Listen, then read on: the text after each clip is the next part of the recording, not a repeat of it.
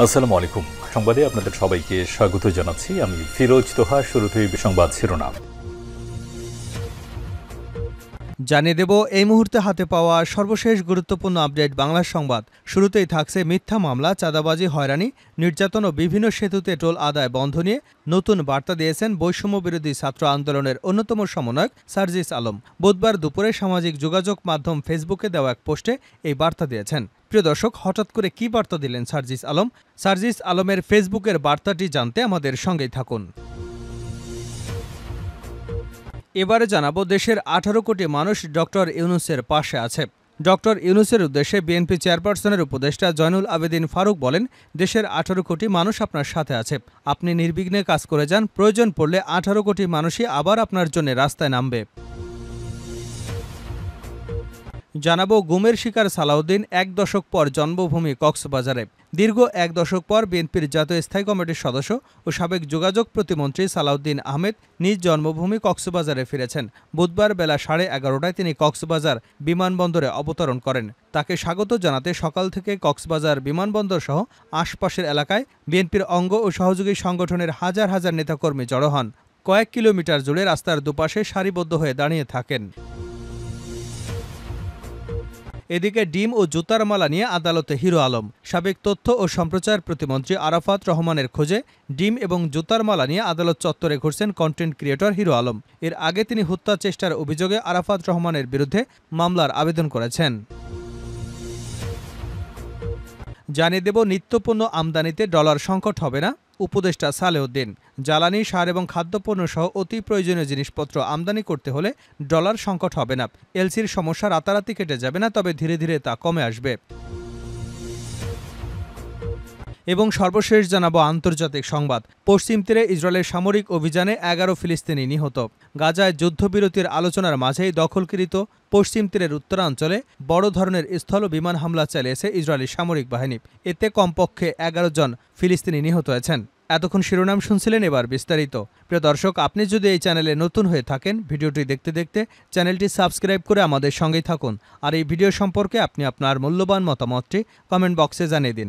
আর হ্যাঁ প্রিয় দর্শক, জানিয়ে দিন ভিডিওটি কোথা থেকে দেখছেন। মিথ্যা মামলা, চাঁদাবাজি ও টোল আদায় নিয়ে সার্জিসের বার্তা। মিথ্যা মামলা, চাঁদাবাজি, হয়রানি, নির্যাতন, বিভিন্ন সেতুতে টোল আদায় বন্ধ নিয়ে নতুন বার্তা দিয়েছেন বৈষম্য বিরোধী ছাত্র আন্দোলনের অন্যতম সমন্বয়ক সার্জিস আলম।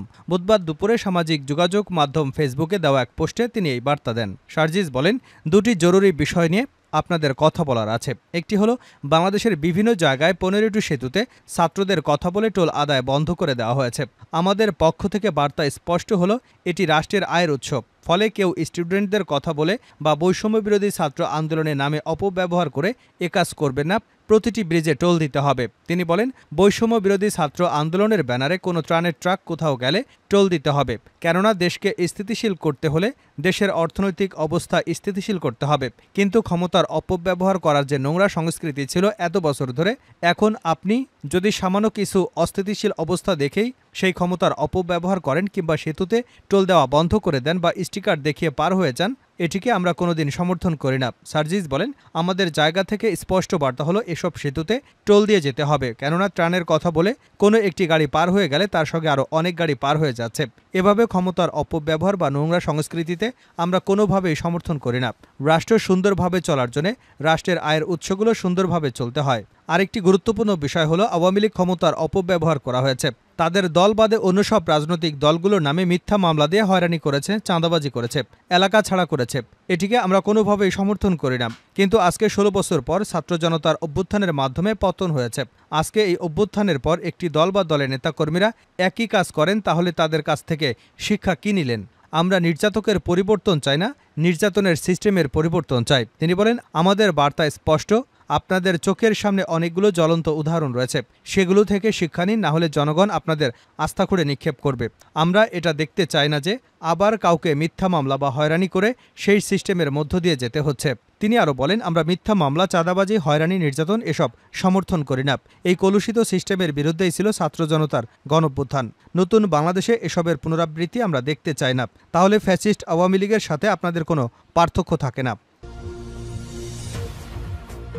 দেশের 18 কোটি মানুষ ডক্টর ইউনূসের পাশে আছে। ডক্টর ইউনূসের উদ্দেশ্যে বিএনপির চেয়ারপারসনের উপদেষ্টা জয়নুল আবেদিন ফারুক বলেছেন, দেশের 18 কোটি মানুষ আপনার পাশে আছে, আপনি নির্বিঘ্নে কাজ করে যান। প্রয়োজন পড়লে 18 কোটি মানুষই আপনার জন্য রাস্তায় নামবে। একই সঙ্গে বিভিন্ন দাবি দাওয়া নিয়ে আন্দোলনকারীদের উদ্দেশ্যে তিনি বলেন, 16 বছর আপনারা কোথায় ছিলেন? দাবি আদায়ের জন্য আমাদের সময় দিতে হবে। একটু ধৈর্য ধরুন। ডক্টর ইউনূস যেভাবে দেশের হাল ধরেছেন, আমরা আশা করছি সবচেয়ে কম সময়ের মধ্যে আমাদের সমস্ত বিপদ থেকে উদ্ধার করতে পারবেন এবং দেশের মর্যাদাকে আর উচ্চতায় নিয়ে যেতে সক্ষম হবেন। দেশকে অস্থিতিশীল করবার চেষ্টা করবে না। আমাদের এখন এগিয়ে যাবার সময়। বুধবার বেলা 11টায় জাতীয় প্রেস ক্লাবের সামনে প্রজন্ম একাডেমির উদ্যোগে দাবি নিয়ে বিভিন্ন ব্যানারে আন্দোলন অন্তর্বর্তী সরকারের অস্থিতিশীল করার প্রতিবাদে আয়োজিত অবস্থান কর্মসূচিতে অনুষ্ঠিত সমাবেশে তিনি এসব কথা বলেন। বিরোধী দলীয় চিফ হুইপ ফারুক আরও বলেন, ভারত বাংলাদেশের মানুষকে গোলামির জিঞ্জিরে আবদ্ধ করতে চায়, কিন্তু সেই সুযোগ ভারত আর পাবে না। কারণ বাংলাদেশের জনগণ এখন সোচ্চার। আওয়ামী দুঃশাসন এবং ভারতীয় আগ্রাসনের বিরুদ্ধে জাগ্রত জনতা আন্দোলন সংগ্রামের জন্য প্রস্তুত।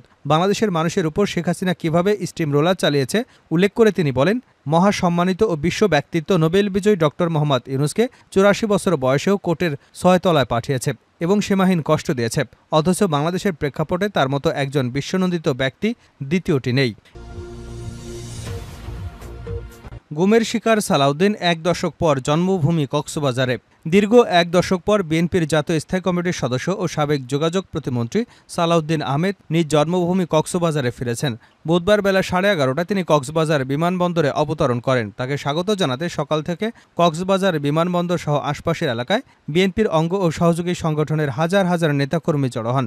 কয়েক কিলোমিটার জুড়ে রাস্তার দুপাশে সারিবদ্ধ হয়ে দাঁড়িয়ে থাকেন।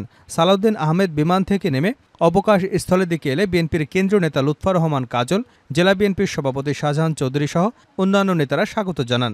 এদিকে বিএনপির শীর্ষ নেতাকে স্বাগত জানাতে বিমানবন্দর থেকে শুরু করে পুরো কক্সবাজার শহর, চকরিয়া, পেকুয়া পর্যন্ত সড়ক মহাসড়কে তরুণ ব্যানার ফেস্টুনে ছেয়ে গেছে। তিনি যখন কক্সবাজার আসেন তখন বিমানবন্দর এবং আশপাশের সড়কে নেতাকর্মীদের ভিড় লেগে যায়। এ সময় শহীদ সরণি, থানা রোড, বিমানবন্দর সড়ক, ঝাউতলা এলাকায় দীর্ঘ যানজটের সৃষ্টি হয়। সালাউদ্দিন আহমেদ কক্সবাজার থেকে সড়ক পথে নিজ জন্মস্থান পেকুয়াতে যাবেন। ডিম ও জুতার মালা নিয়ে আদালতে হিরো আলম। সাবেক তথ্য ও সম্প্রচার প্রতিমন্ত্রী আরাফাত রহমানের খোঁজে ডিম ও জুতার মালা নিয়ে ঢাকার আদালতে ঘুরছেন কন্টেন্ট ক্রিয়েটর হিরো আলম। এর আগে তিনি হত্যা চেষ্টার অভিযোগে আরাফাত রহমানের বিরুদ্ধে মামলার আবেদন করেন। বুধবার ঢাকার মেট্রোপলিটন ম্যাজিস্ট্রেট সাইফুর রহমানের আদালতে তিনি আবেদন করেন। পরে আদালত তার জবানবন্দি গ্রহণ শেষে আদেশের জন্য অপেক্ষায় রেখেছেন। আদালত থেকে বেরিয়ে হিরো আলম বলেন, আমাকে যে মারধর করা হয়েছে সে ব্যথা এখনও রয়েছে। আমি শুনেছি আরাফাতকে ডিবি কার্যালয়ে নেওয়া হয়েছে। লোকজনের ভয়ে তাকে আদালতে নিয়ে আসা হচ্ছে না। আমার মনে হয় তাকে ডিম থেরাপি দেওয়া হচ্ছে। আরাফাতের নির্যাতনের শিকার যারা তারাও আজ আদালতে এসেছেন। তিনি আরও বলেন, উপনির্বাচনের সময় আমাকে হত্যার উদ্দেশ্যে আরাফাতের নেতৃত্বে তার লোকজন হামলা চালায়। আজ আদালতে সেই অভিযোগে তার বিরুদ্ধে মামলা করতে এসেছি।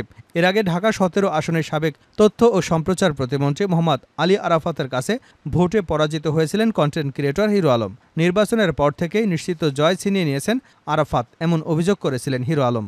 রাজধানীর গুলশান এলাকা থেকে আরাফাতকে গ্রেপ্তার করা হয়। সেই খুশিতে মিষ্টি বিতরণ করেছেন হিরো আলম। কারণ হিসেবে তিনি বলেছেন, উপনির্বাচনের সময় আমি যখন বনানী বিদ্যানিকেতন স্কুল অ্যান্ড কলেজে ভোটকেন্দ্র পরিদর্শনে গিয়েছিলাম তখন আরাফাতের নির্দেশে কিছু লোক আমাকে মেরে ফেলতে চেয়েছিল। দায়িত্বরত পুলিশও আমার পাশে দাঁড়ায়নি। কোনো মতে প্রাণে বেঁচে ফিরেছিলাম। নিত্যপণ্য আমদানিতে ডলার সংকট হবে না, উপদেষ্টা সালেউদ্দিন। জ্বালানি, সার এবং খাদ্যপণ্য সহ অতি প্রয়োজনীয় জিনিসপত্র আমদানি করতে হলে ডলার সংকট হবে না। এলসির সমস্যা রাতারাতি কেটে যাবে না, তবে ধীরে ধীরে কমে আসবে। বুধবার বিকেলে ব্যবসায়ীদের সঙ্গে বৈঠক শেষে সাংবাদিকদের প্রশ্নের উত্তরে এসব কথা বলেছেন অর্থ ও বাণিজ্য উপদেষ্টা ডক্টর সালেউদ্দিন আহমেদ। তিনি আরও বলেন, এ সরকার কোনো রাজনৈতিক সরকারও নয়, প্রশাসনিক সরকারও নয়। এ সরকার অন্তর্বর্তীকালীন সরকার। তিনি বলেন, আমাদের কারো প্রতি কোনো রাগ অনুরাগ নেই, এ সরকারের কোনো এজেন্ডাও নেই। তাই দাম কমানোর ক্ষেত্রে সিন্ডিকেটের সঙ্গে কোনো কম্প্রোমাইজে যাবে না সরকার। তাই বাজার সিন্ডিকেটের সঙ্গে নো কম্প্রোমাইজ। এই উপদেষ্টা আরও বলেন, চট্টগ্রাম বন্দরে আসা সাবেক এমপিদের নামে আটকে থাকা শুল্কমুক্ত গাড়ি ফেরত পাঠানো ঠিক হবে না। ফেরত পাঠালে দেশ রাজস্ব হারাবে। এই গাড়ি বিক্রি করার শর্ত সহজ করে দেওয়ার নির্দেশনা দেওয়া হয়েছে।